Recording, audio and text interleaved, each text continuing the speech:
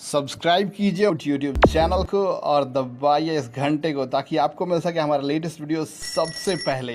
और ये बिल्कुल फ्री है। मिथिला म्यूजिक फिल्म्स के प्रस्तुति।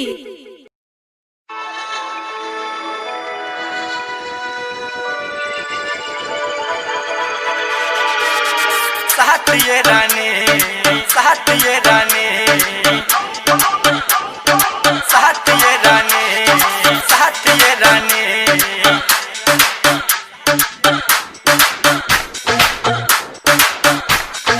साथ ये रानी, साथ ये रानी,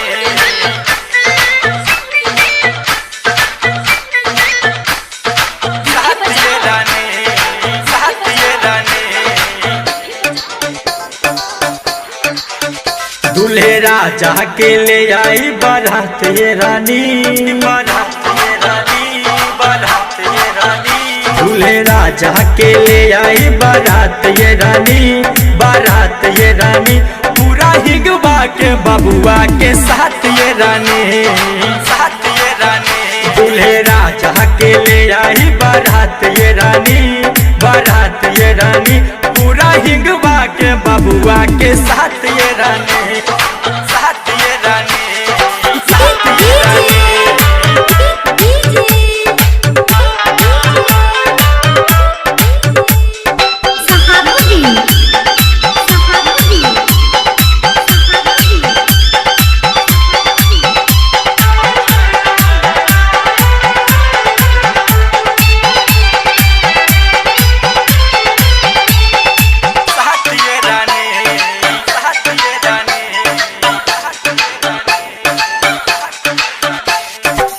मन करे के आज ले आई बारात हो, यही लगन में मंद टीका दी तोहार हो, टीका दी तोहार हो, टीका दी तोहार हो। मन करे कि आज ले आई बारात हो, यही लगन में मंद टीका दी तोहार। फिर बोलबूता, फिर बोलबूता ले जाइब साथ ये रानी, साथ ये रानी।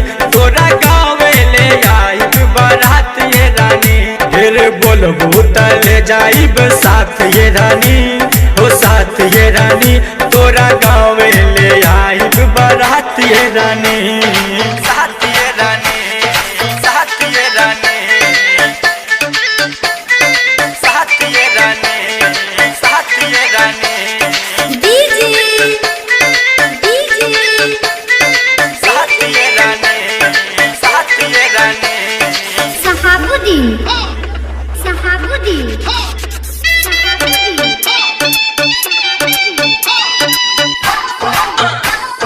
साथ ये रानी,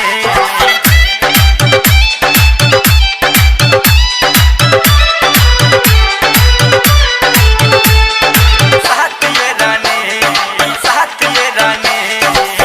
बैंड बाजा और डीजे के साथ हो, यही से कबू वैसे आइब बारात हो, आइब बारात हो, आइब बारात हो। बैंड बाजा और डीजे के साथ हो, जही से कबू वैसे आइब बारात। नेवल राजा के ले आइब साथ ये रानी, साथ ये रानी, साथ ये रानी। नेवल राजा के ले आइब साथ ये रानी, साथ ये रानी। पूरा हिगवा के बबुआ के साथ ये रानी, साथ ये रानी, साथ ये रानी। दूल्हे राजा के ले आई बारात ये रानी, बारात ये रानी। पूरा हिगवा के बबुआ के साथ ये रानी, साथ ये रानी। दूल्हे राजा के ले आई बारात ये रानी, बारात ये रानी। पूरा हिगवा के बबुआ के साथ ये रानी, साथ